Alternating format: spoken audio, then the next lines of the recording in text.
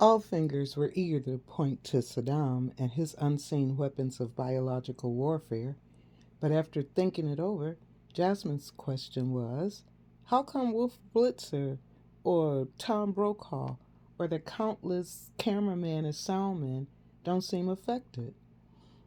Was anyone monitoring the health of these individuals who gave the world an up close and personal view of the Gulf War? Could they still continue their employment? Could they still go for an evening stroll? Could they still feed themselves? The colonel couldn't. Jasmine was hit with the diagnosis a week after her song broke, number one in Deutschland, Lou Gehrig's disease. All the colonel's symptoms pointed to Lou. Right before his tour in the Gulf, he was the picture of a healthy 50-something male. Twyla had left the keys to her apartment with Jasmine, making Jasmine promise to let Persephone stay at her apartment when she came to visit. Twyla still had her hopes up that Jasmine and Sadim would soon get busy, but Jasmine wasn't ready for that step yet. After living with Kevin for 8 years, she's very cautious in opening her heart up to someone again, let alone her legs. That was more or less what Jasmine had tried to explain to Twyla. But she was talking to the queen of 7-Eleven, and she just didn't get it. She was going to get into the story of Kevin, but knew that would take days to explain. She was a whole nother story.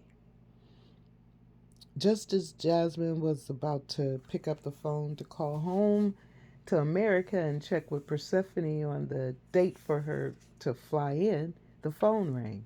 Hello, Jasmine said, not bothering to let the answering machine screen the call. Uh, J- J- Jasmine? The weepy voice questioned.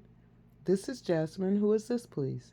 Jasmine instantly tensed up, fearing the worst when someone called so upset. This is Julia, a friend of Jim's. She got out with a hitch at the end. Yes, Julia. Wie geht's?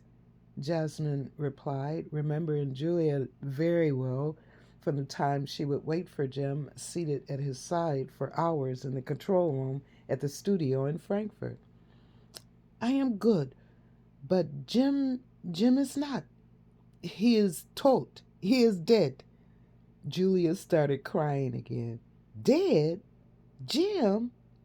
What happened, Julia? Jasmine's blood ran cold at this news.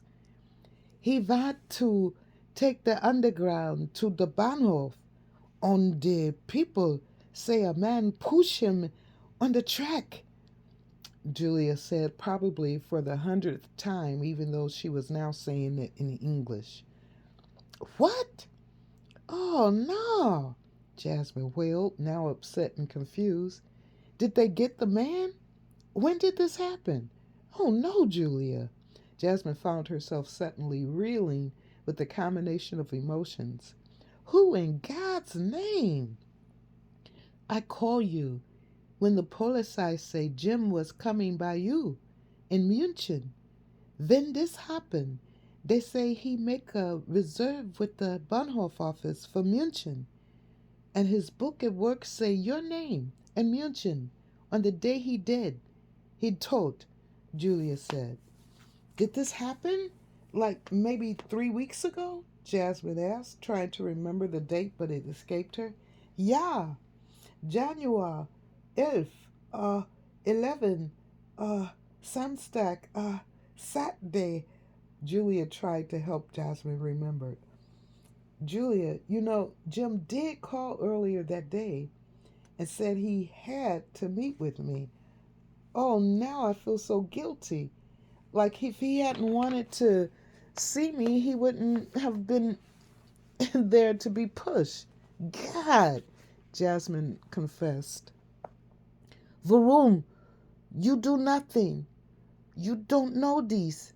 I only want to call to say the police will call. I give the number from you to them, yeah? Julia said a little hesitantly. Yeah, sure, no problem. Anyway, I can help. but I don't know how. How can I be of service?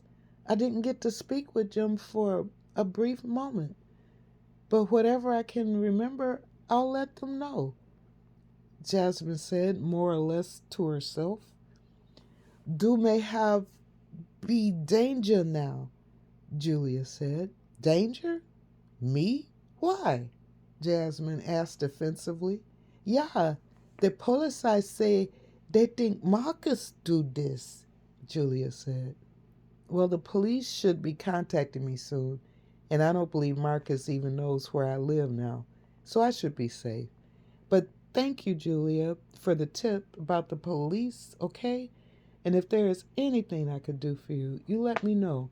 You must be in a lot of pain still, Jasmine said, trying to get off the phone suddenly. I am fine. I cry when I think of Jim. Julia paused, obviously having a thought. But I am fine. After Jasmine said goodbye and hung up the phone, she wondered, did Marcus have her address? And why did the police think she was next? And why hadn't they contacted her? Jasmine remembered asking Julia, who in God's name? And then she got a quick chill.